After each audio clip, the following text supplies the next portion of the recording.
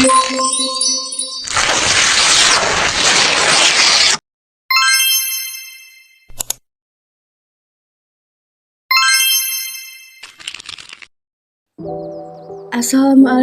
warahmatullahi wabarakatuh. Pada kesempatan kali ini saya akan membahas mengenai unsur-unsur organisasi. Sebelumnya, perkenalkan, nama saya Erikania Putuso dengan NIM 2280224114 dari Program Studi Pendidikan Administrasi Perkantoran Fakultas Ekonomi Universitas Negeri Yogyakarta dengan mata kuliah pengantar organisasi yang diampu oleh Bapak Muhammad Hanafi.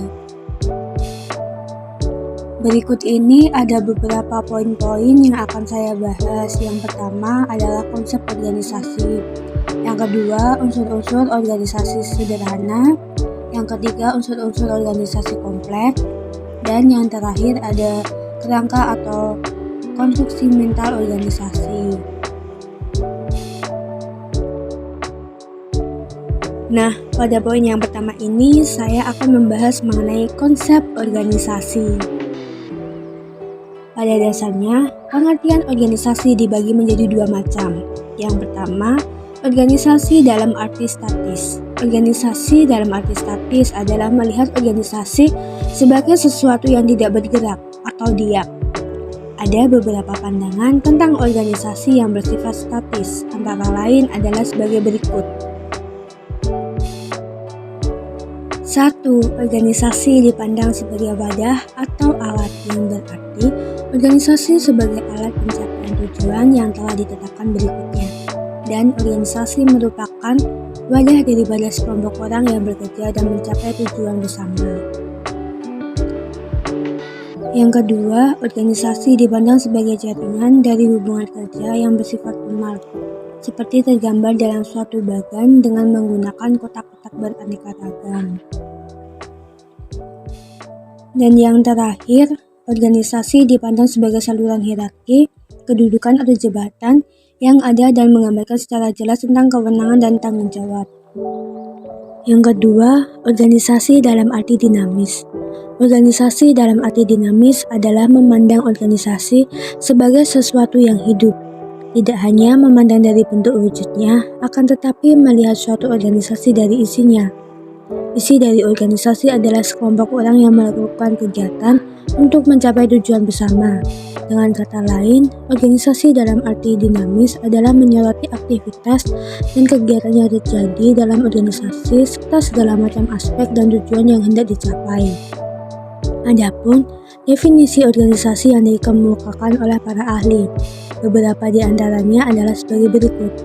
Menurut Stoner mengatakan bahwa organisasi adalah suatu pola hubungan-hubungan yang melalui nama orang-orang di bawah pengarahan atasan untuk mengejar tujuan bersama.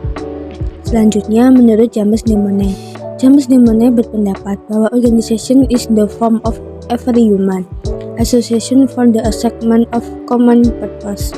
Artinya, organisasi adalah setiap bentuk kerjasama untuk pencapaian suatu tujuan bersama. Poin yang kedua, menjelaskan mengenai unsur-unsur organisasi sederhana. Secara sederhana, organisasi mempunyai 3 unsur, yaitu ada orang-orang, ada kerjasama, dan ada tujuan bersama. 3 unsur organisasi itu tidak dapat berdiri sendiri-sendiri, akan tetapi saling berhubungan sehingga menjadi satu kesatuan yang utuh. Adapun daya kerja yang dibedakan menjadi 2 macam, yaitu daya manusia. Daya manusia sendiri terdiri dari kemauan dan kemampuan manusia untuk bekerja atau berbuat, untuk mempengaruhi orang lain, dan untuk melaksanakan prinsip-prinsip organisasi. Selanjutnya ada daya bukan manusia. Daya bukan manusia ialah daya yang diperoleh dari sumber materi, barang dan benda, misalnya mesin-mesin, uang, metode, dan sumber kekayaan alam.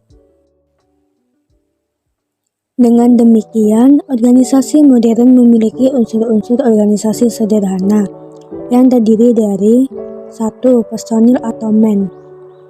Pegawai atau personil ini merupakan unsur terpenting di dalam sebuah organisasi yang terdiri dari semua anggota atau warga organisasi. yang menurut fungsi dan tingkatannya memiliki kewenangan dan tugas masing-masing sesuai dengan jabatan agar tercapainya tujuan sesuai dengan rencana yang telah ditetapkan. Seorang administrator harus mampu melakukan perencanaan atau planning, pengorganisasian atau organizing, pemberian motivasi kepada para pegawai atau motivasi, pengawasan atau controlling, dan membuat suatu keputusan atau decision making yang cepat dan tepat. Yang kedua ada kerjasama atau teamwork. Yang dimaksud dengan kerjasama adalah suatu perbuatan bantu-membantu atau suatu perbuatan yang dilakukan secara bersama-sama untuk mencapai tujuan bersama. Dan yang terakhir ada tujuan bersama. Tujuan bersama merupakan titik akhir tentang apa yang harus dikerjakan. Tujuan juga menggambarkan tentang apa yang harus dicapai melalui prosedur, program, pola atau network, kebijaksanaan pedoman, strategi, anggaran atau budgeting, dan peraturan-peraturan yang telah ditetapkan. Menurut jangka waktunya, kapan tujuan itu dapat tercapai dibedakan menjadi tujuan jangka panjang. Contoh tujuan jangka panjang adalah era pembangunan 25 tahun di negara kita. Selanjutnya ada tujuan jangka menengah. Contoh dari tujuan jangka menengah adalah tujuan pembangunan 5 tahun atau yang sering disebut dengan pelita. Dan yang terakhir ada tujuan jangka pendek. Misalnya tujuan yang dicapai dalam masa pelaksanaan anggaran pendapatan dan belanja negara atau APBN. Tujuan dapat pula dibedakan menjadi tujuan pokok dan tujuan bukan pokok. Tujuan pokok adalah tujuan yang menyebabkan timbulnya organisasi dan menyebabkan keberlangsungan hidup organisasi. Sedangkan tujuan bukan pokok adalah tujuan sampingan yang mau tidak mau harus dipenuhi sebagai sarana untuk mencapai tujuan pokok. Selanjutnya, poin yang ketiga adalah unsur-unsur organisasi kompleks. Unsur-unsur organisasi kompleks ini terdiri dari satu peralatan atau equipment. Peralatan atau equipment terdiri dari semua sarana atau tools berupa meter, mesin-mesin, uang, dan barang modal lainnya seperti tanah, gedung, atau bangunan atau kantor. Yang kedua ada lingkungan atau environment. Yang termasuk dalam sebagai faktor lingkungan adalah keadaan sosial, budaya, ekonomi, dan teknologis. Komponen yang termasuk dalam unsur lingkungan antara lain A. Kondisi atau situasi yang secara langsung maupun tidak langsung berpengaruh terhadap daya gerak dan kehidupan organisasi. B. Tempat atau lokasi sangat erat hubungannya dengan masalah komunikasi dan transportasi yang harus dilakukan oleh organisasi. C. Wilayah operasi yang dijadikan sebagai sasaran kegiatan organisasi. Wilayah organisasi dibedakan menjadi wilayah kegiatan, wilayah jangkauan, dan wilayah kekuasaan atau kewenangan. Dan yang ketiga ada kekayaan alam. Yang termasuk ke dalam kekayaan alam ini misalnya keadaan iklim, udara, air, cuaca, geografi, hidrologi, geologi, klimatologi, dan ada flora serta fauna. Dan poin pembahasan yang terakhir adalah kerangka atau konstruksi mental organisasi. Kerangka atau konstruksi mental organisasi. Konstruksi mental organisasi ini berupa prinsip-prinsip organisasi modern dibangun dan digerakkan berdasarkan prinsip-prinsip organisasi antara lain pembagian tugas, pendelegasian wewenang, disiplin, kesatuan pemerintah, kesatuan arah, rentangan pengawasan, koordinasi, jenjang organisasi, sentralisasi, inisiatif, dan kesatuan jiwa perusahaan. Selanjutnya, manusia sebagai faktor organisasi. Dari beberapa unsur atau faktor tersebut, manusia merupakan faktor terpenting organisasi karena manusia memiliki kemauan dan kemampuan untuk berbuat dan membangun. Manusia merupakan modal utama organisasi dan manusia mampu berkembang baik secara berpikir, cara hidup, maupun cara berkelompok dengan masyarakat. Di sini saya memberikan satu contoh studi kasus. Permasalahannya adalah dalam sebuah perusahaan terdapat peraturan. Jika ada hal yang akan disampaikan kepada direktur, harus melalui beberapa karyawan di bawahnya, seperti sekretaris pribadi ataupun manajer.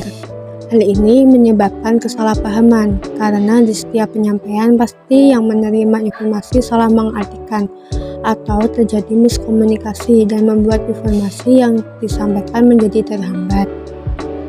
Nah, adapun penyelesaiannya adalah sebagai berikut: mengubah peraturan jika ada informasi untuk direktur, langsung berkomunikasi dengan direktur langsung, atau dengan mengatur jadwal atau membuat janji temu terlebih dahulu.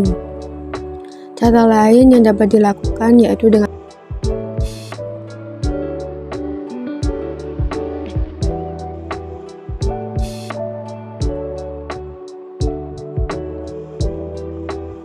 dari pemaparan materi-materi yang telah saya jelaskan tadi, adapun kesimpulan yang dapat ditarik adalah organisasi merupakan sebuah wadah untuk sekumpulan orang yang bekerja sama secara rasional atau sistematis, yang terpimpin atau terkendali untuk mencapai suatu tujuan tertentu dengan memanfaatkan sumber daya yang ada di dalamnya.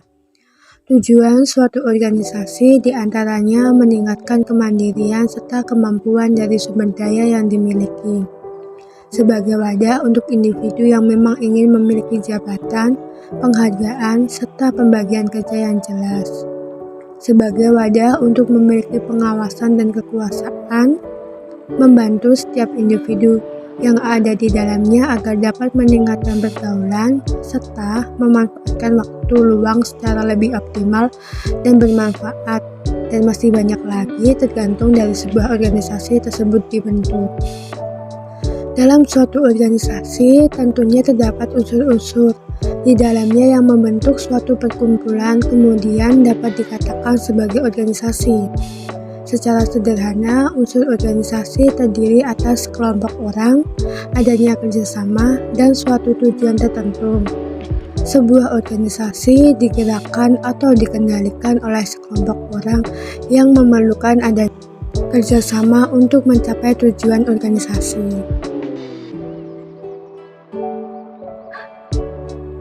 Nah, itu tadi pemaparan materi mengenai unsur-unsur organisasi. Kurang lebihnya mohon maaf. Wassalamualaikum warahmatullahi wabarakatuh. Terima kasih teman-teman semua.